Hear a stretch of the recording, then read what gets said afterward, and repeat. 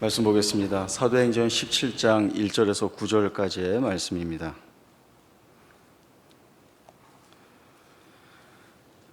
사도행전 17장 1절에서 9절까지의 말씀 보겠습니다. 그들이 암비볼리와 아볼로니아로 다녀가 데살로니가에 이르니 거기 유대인의 회당이 있는지라. 바울이 자기의 관례대로 그들에게로 들어가서 새 안식일에 성경을 가지고 강론하며 뜻을 풀어 그리스도가 해를 받고 죽은 자 가운데서 다시 살아나야 할 것을 증언하고 이르되, 내가 너에게 전하는 이 예수가 곧 그리스도라 하니 그 중에 어떤 사람 곧 경건한 헬라인의 큰 무리와 적지 않은 귀부인도 권함을 받고 바울과 실라를 따르나, 그러나 유대인들은 시기하여 저자의 어떤 불량한 사람들을 데리고 때를 지어 성을 소동하게 하여 야손의 집에 침입하여 그들을 백성에게 끌어내려고 찾았으나 발견하지 못하매 야손과 몇 형제들을 끌고 읍장들 앞에 가서 소리질러 이르되, 천하를 어지럽게 하던 이 사람들이 여기도 이르매 야손이 그들을 맞아 들였도다. 이 사람들이 다 가이사의 명을 거역하여 말하되, 다른 임금 곧 예수라 하는 이가 있다 하더이다 하니, 무리와 읍장들이 이 말을 듣고 소동하여 야손과 그 나머지 사람들에게 보석금을 받고 놓아 주니라. 아멘. 바울 일행은 빌립보에서 암비볼리와 아볼로니아를 거쳐서 데살로니가라고 하는 도시에 이르게 됩니다. 데살로니가에 도착한 바울 일행은 바울을 포함하여서 실라와 디모데입니다. 빌립보에 같이 있었던 누가는 루디아의 가정을 근거로 하여서 이제 새롭게 세워지는 빌립보 교회를 온전히 세워지도록 보살피고 돕는 일을 하도록 빌립보에 남겨진 것으로 보여집니다. 데살로니가라고 하는 도시는 마게도니아의 여러 도시 가운데에 대단히 상업적으로 크게 발달한 도시입니다. 알렉산더 대왕의 부하 장수였던 카산더가 주전 315년에 이 도시를 세울 때에 알렉산더 대왕의 이복 누이이며 자기의 아내인 이름을 따서 도시 이름을 데살로니가로 명명하게 된 것입니다. 데살로니가는 그 천혜의 항구를 보유하고 있기 때문에 육로와 해상을 잇는 지리적으로 아주 중요한 위치에 있는 도시이고, 또 많은 사람들이 활발하게 왕래하는 그런 곳이었습니다. 이 데살로니가는 빌립보와는 다르게 유대인 회당이 있었습니다. 그리고 빌립보에 있던 유대인들은 로마인과 이방인들의 그 눈치 아래 별로 큰 힘을 갖지 못했는데, 이 데살로니가에 있는 유대인들은 어느 정도의 지위와 힘을 가지고 있었던 것으로 보여집니다. 오늘 말씀에서 보듯이 이 데살로니가에 도착한 바울이 세 번의 안식일에 걸쳐서 이 회당에서 예수가 그리스도다라고 하는 구약의 말씀을 인용하면서 복음을 증거하게 됩니다.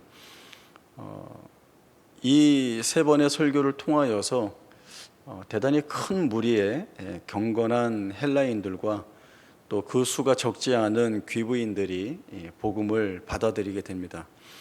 여기서 경건한 헬라인이라고 하는 사람들은 헬라인이지만 유대교에 이제 입교하려고 하는 사람들로 보여집니다. 그러나 당시에 그 유대교가 요구하는 엄격한 율법 조항들에 의해서 사실은 유대교라고 하는 종교를 가지고 싶지만 여러 엄격한 율법 조항들에 마음이 걸려서 이렇게 섣불리 또 잘 믿지도 못하는 이런 자리에 있던 자들이 복음을 듣고 이 복음의 자유함을 듣게 되면서 다시 이제 기독교로 복음을 받아들이는 자리에 나오게 되었고요.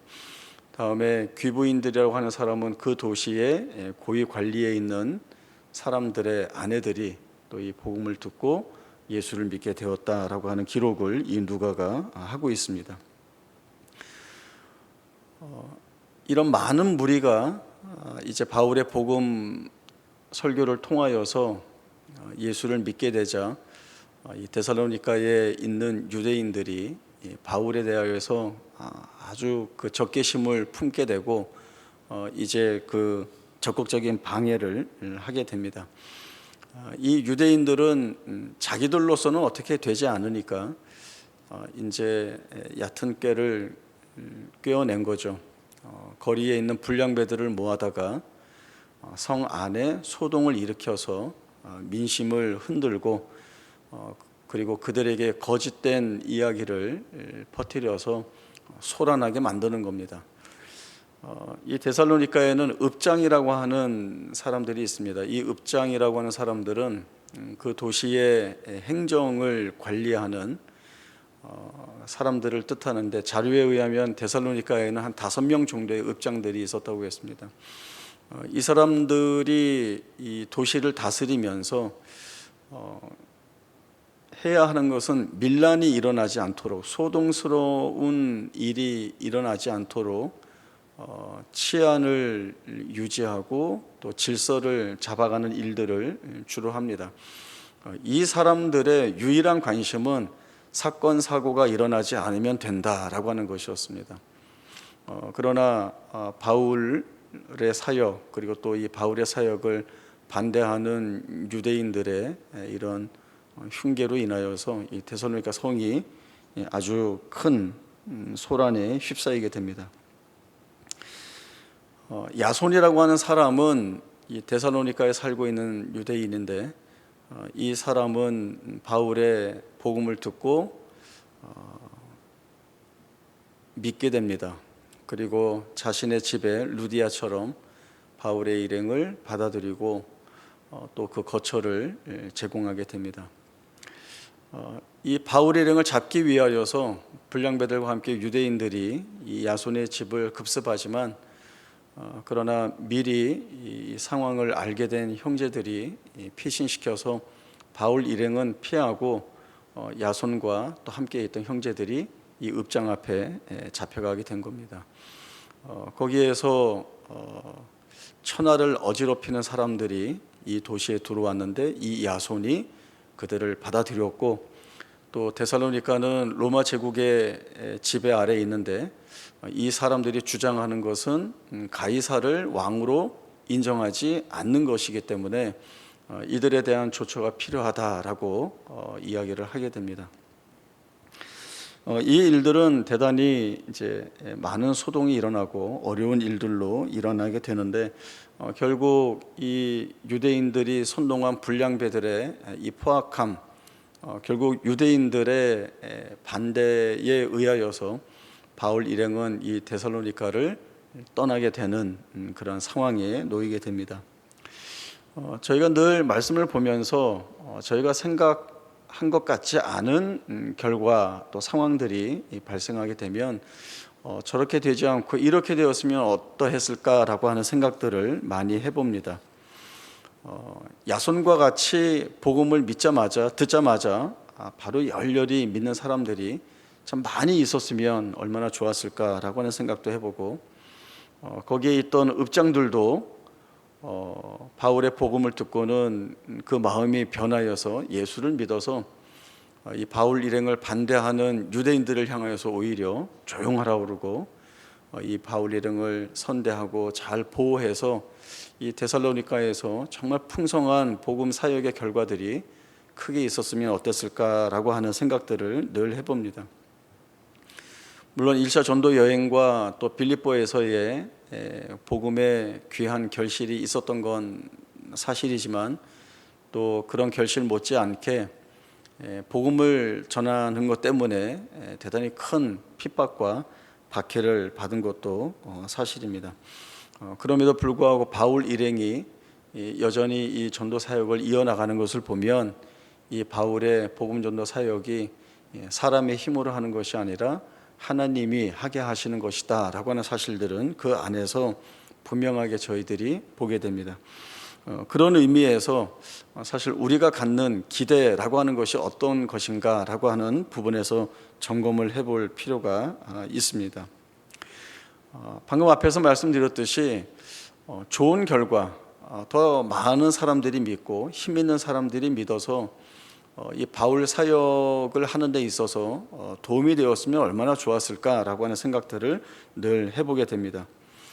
왜냐하면 많은 사람이 믿어야 그 사람들이 세력이 되고, 세력이 되어야 영향력을 끼칠 수 있고 힘을 발휘할 수 있다라고 하는 생각들을 늘 저희들이 해봅니다.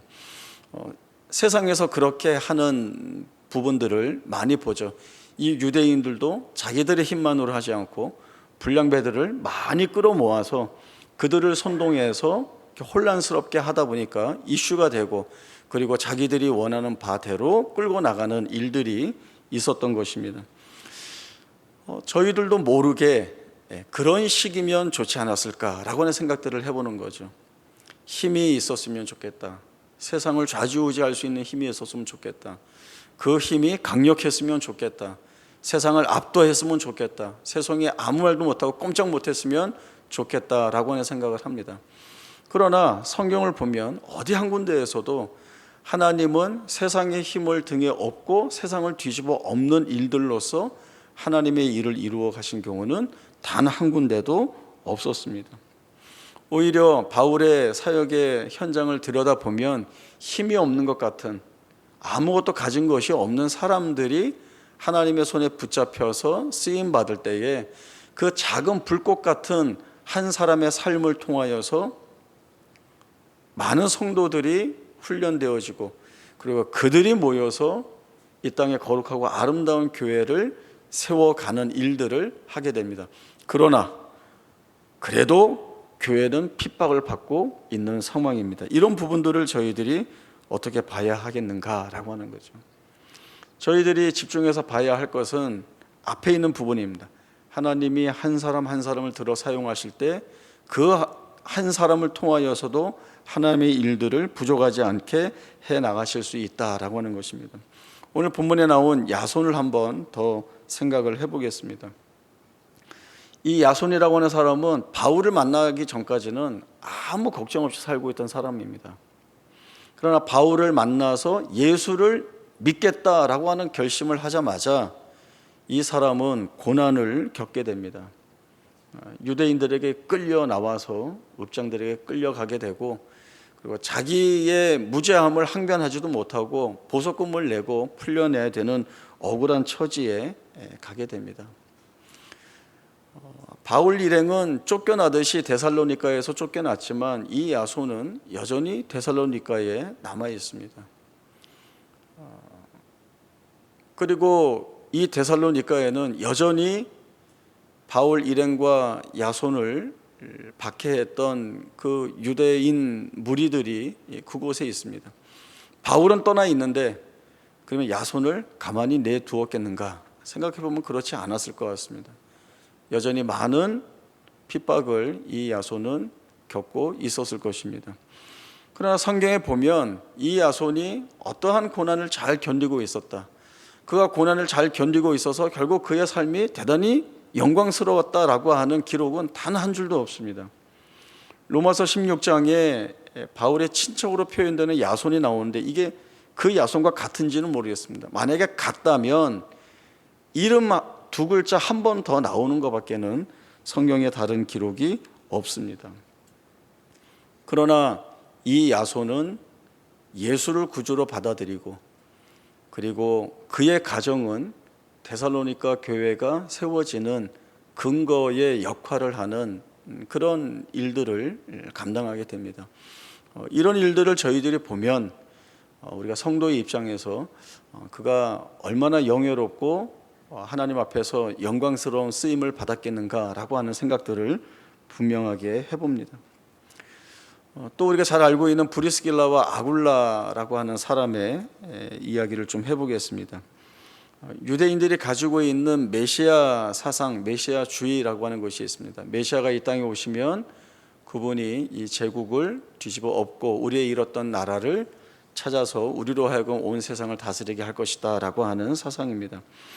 이 사상의 확산을 금지하는 그 금령을 주 41년에 클라우디아 황제가 로마 제국 전체에 선포하게 됩니다.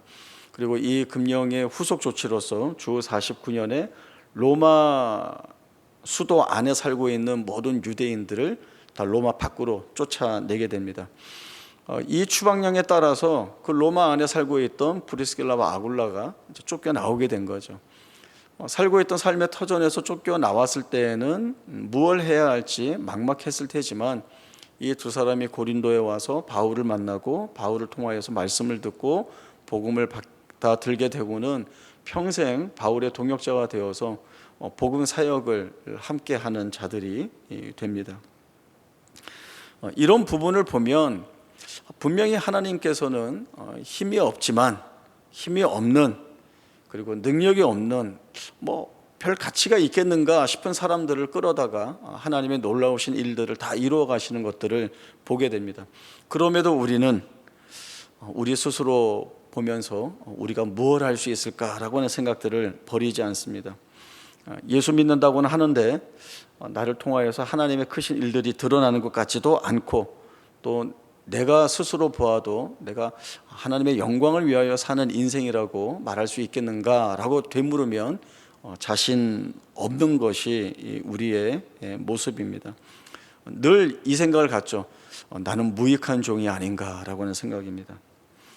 그래서 여러분 한번 제일 간단하게 생각해 보면 어디 가서 밥 먹을 때 식사기도 한번 제대로 떳떳하게 하지 못하는 것 아닌가라고 하는 생각도 해봅니다. 이 식사기도는 제 초등학교 시절에 가장 어려운 부분이었습니다. 믿는 가정에서 태어났기 때문에 밥 먹을 때는 항상 기도해야 된다는 것은 아주 철두철미하게 교육을 받았는데, 학교에서 이제 도시락을 꺼내서 먹기 전에 기도해야 되는데 친구들 앞에서 창피한 거예요. 제일 먼저 창피한 거는 다들 안 하는데 나 혼자 해야 된다는 게 창피했고, 또 하나는 나는 학교에서 굉장히 말썽꾸러기인데 내가 이렇게 교회 다닌다고 기도하면 친구들이 놀리지 않을까라고 하는 그런 좀 주저스러운 마음들이 들었습니다. 기도는 해야겠고 밥은 빨리 먹어야겠고, 그래서 어떻게 했는가 하면 이제 숟가락을 떨어뜨려요. 숟가락을 짚고 올라오는 그 찰나에 식기도를 마치는 겁니다. 그리고는 식사를 늘 했습니다. 그래서 저는 지금도 그때 생각인지 식기도가 좀 짧습니다. 이제 그런 부분들이 이제 우리에게 많이 있는 거죠. 그러나 성경이 우리에게 늘 증언하는 것은 너희가 하는 것이 아니라 내가 역사한다, 내가 일한다라고 하는 것이죠. 우리는 우리가 힘이 있어야 이룰 수 있고 우리가 능력이 있어야 쓰임받을 수 있다라고 하는데, 우리의 힘이 있고 능력이 있고와는 상관없이, 우리의 조건과 상관없이 하나님이 붙드실 때에는 그에게 일을 할 수 있는 지혜도 주시고 힘도 주시고 능력도 주신다는 것입니다. 우리 안에서 발현되어야 되는 것이 아니라 하나님이 붙들어 쓰실 때 드러난다라고 하는 것이 성경이 늘 우리에게 주시는 말씀이고, 이런 성경의 말씀들을 통하여서 우리가 확인받는 내용들이 바로 그런 내용이 되어야 합니다. 그래서 이제 첫 번째로 생각해 볼 수 있는 것이, 이름이 없는 사람처럼 살고 있지만 그렇다고 아무 일도 안 하고 있는 것은 아니다. 하나님 손에 붙잡힐 때 참 쓸모 있게 귀하게 쓰임 받는다라고 하는 것입니다. 오늘 찬송가 325장을 그래서 제가 선정을 했습니다. 오늘 이 찬송 하자고요. 3절 가사 보시면, 존귀 영광 모든 권세 주님 홀로 받으소서, 멸시천대 십자가는 내가 지고 가오리다. 이름 없이 빛도 없이 감사하며 섬기리다. 이름 없이 빛도 없이 감사하며 섬기리다. 사실 사람들은 이름 없이 하는 거 싫어합니다. 기회만 되면 이름이 났으면 좋겠고, 또 사람들 앞에 그 이름이 오르내려서 유명해지기를 원하죠. 저도 요즘은 테니스를 별로 많이 안 치지만 예전에 좀 많이 쳤습니다. 그리고 여러분이 알고 계시는 대로 제가 아주 잘 쳤습니다. 그래서 교단 테니스 대회 나가서 한 3년 연속 우승을 했던 것 같아요. 그런데 그렇게 우승을 하면 우리 교단 신문 한 켠에 그 테니스 대회에 있었던 기사가 나고 우승자 이름이 납니다. 우승 최태준. 몇 번이나 들여다봅니다. 이름 난 게 너무나 자랑스럽고 스스로 좋은 거예요. 유명해지기 쉽지 않다고 해도 뭐 이름 나는 게 뭐 중요해라고 해도 사람의 의식이라는 것이 이렇게 유명해지고 이렇게 칭찬될 만한 일들이, 자랑스러운 일들이 생기면 참 좋아하는 것 같습니다. 그러나 하나님의 일하심을 보면 그렇게 드러내서 유명하고 잘하고 능력 있게 쓰는 사람이 한 명이라고 하면 이름 없이 쓰임 받는 사람은 만 명, 수만 명, 수천 명이라고 생각이 되어집니다.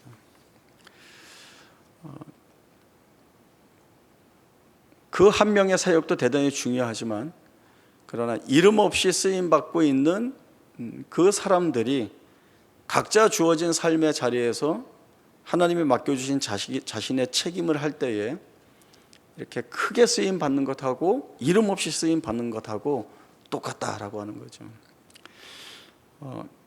미국 알링턴 국립묘지에 가면 무명용사의 묘라고 하는 것이 있습니다. 국가를 위해서 용감히 싸우고 장렬히 전사했는데 그 신원들이 파악되지 못한 군인들, 또 유골이 수습되지 못한 군인들을 기리기 위해서 만들어진 겁니다. 그 사각형의 그 큰 비석이 있고 거기에는 각각 의미 있는 조각들이나 글귀들이 있는데 한 면에는 이런 이야기가 적혀 있습니다. 오직 신에게만 이름이 알려진 미국 병사가 이곳에 잠들어 있다. 이렇게 쓰여져 있죠. 영국에도 웨스트민스터 사원에 이 무명 용사의 묘가 있습니다. 바닥에 비석으로 만들어 놓고 거기에 우리를 위해서 싸운 그 용사에 관한 글귀가 있는데 웨스트민스터 사원 어디든 마음대로 사람들이 돌아다닐 수 있지만 이곳은 절대 발로 밟을 수 없도록 이렇게 펜스를 낮게 쳐놓고 그 무명 용사들을 기리고 있습니다. 프랑스에 가면 개선문이 있는데 그 개선문에 이 무명 용사의 묘가 있다고 합니다. 거기에도 조국을 위해 목숨을 바친 프랑스 병사가 여기 잠들다 이렇게 비문에 쓰여 있고 영원히 꺼지지 않는 불꽃이라고 해서 우리 올림픽 공원에 있는 것처럼 그 성화가 이제 계속 그곳에서 불타오르는 모습을 보여주고 있습니다.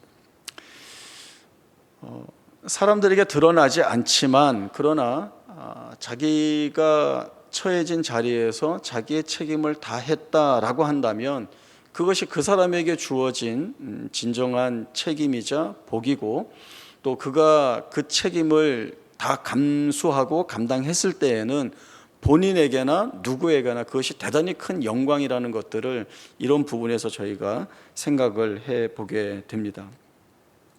하나님은 세상 앞에 보란 듯이 꽝 드러내서 자 이렇게 한다라고 쓰이는 것보다 세우신 자리에서 있는 듯 때로는 없는 듯 그러나 분명한 것은 그 한 성도의 삶을 통하여서 하나님의 일하심과 역사하심이 드러나도록 그 삶을 인도하시고 이끄신다라고 한다면 그 성도의 삶이야말로 하나님께서 귀하게 여기시고 영광스럽게 여기시는 성도가 된다라고 하는 겁니다.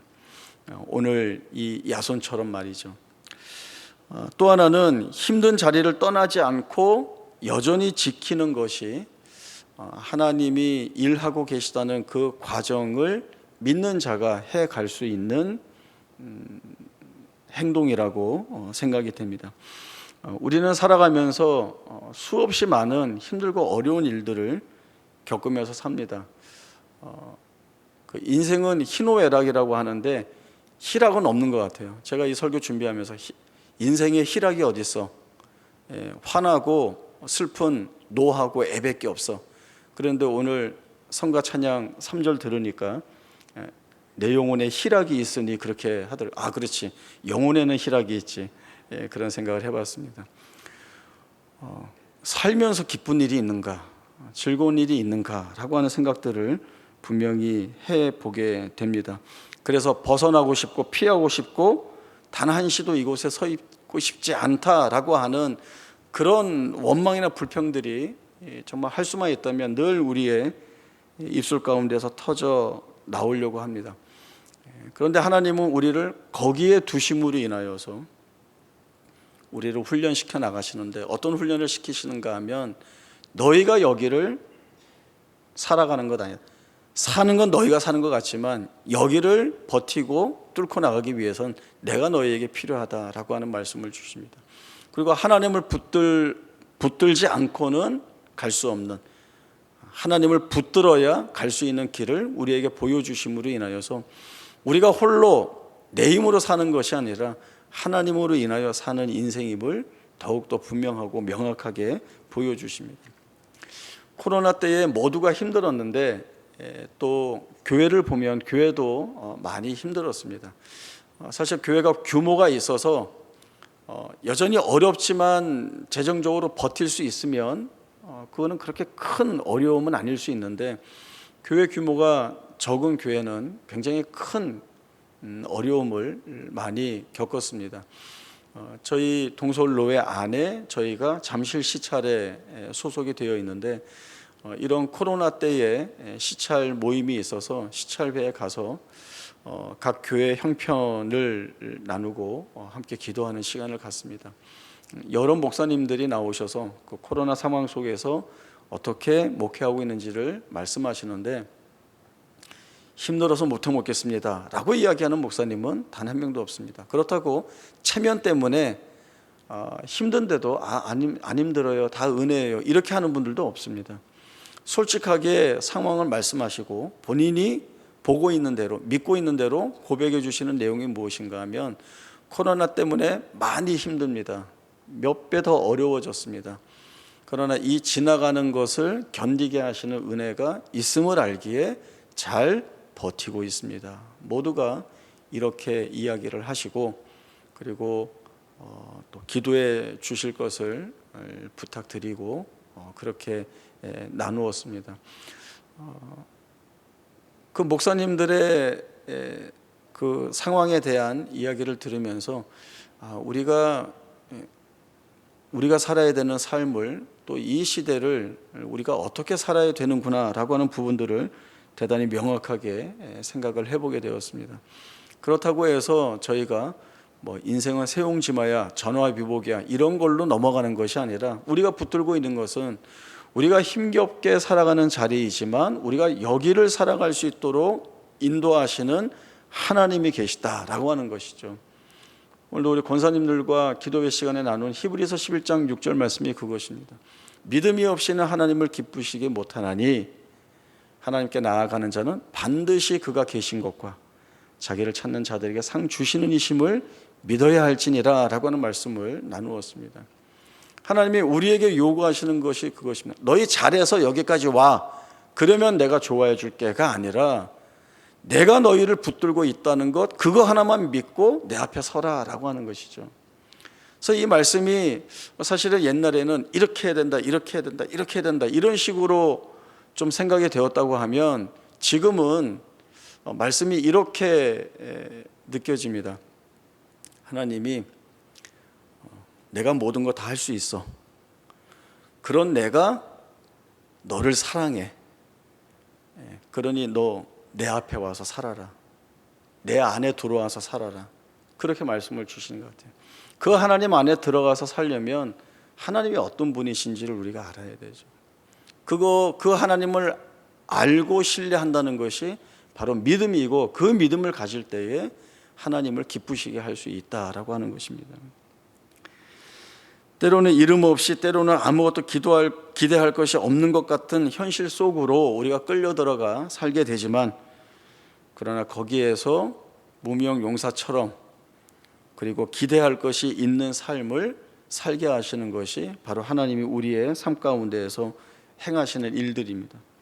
하나님이 그 일을 하시니 두려워하지 않고 바울이 한 것처럼 바울이 어떻게 했습니까?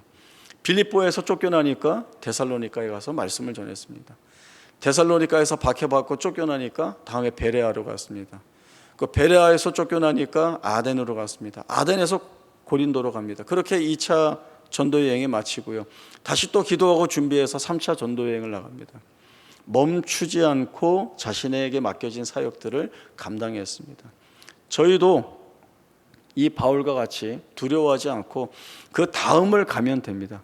그 다음을 가면 하나님이 거기에서 이루어내시는 일들을 보게 하시고, 그리고 그 다음을 또 가게 되면 그 다음에서 또 보게 하실 은혜로운 일들을 보게 하셔서 가면 갈수록 우리를 두텁게 만들어내시는 그런 모습들을 보게 됩니다.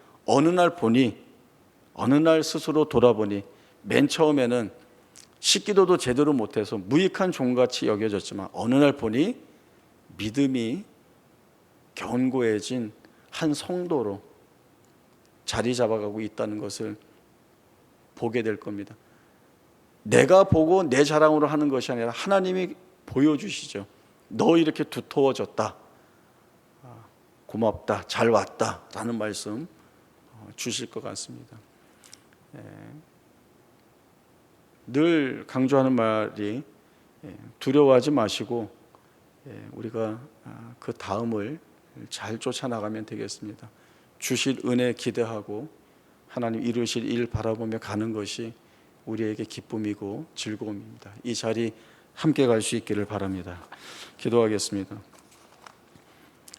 하나님 아버지 은혜를 감사합니다. 주께서 맡겨주신 사역을 잘 해내기 위하여서 열심히 복음을 전하였지만 사실 바울의 사역에는 박해와 핍박이 끊이지 않고 쫓아다녔습니다.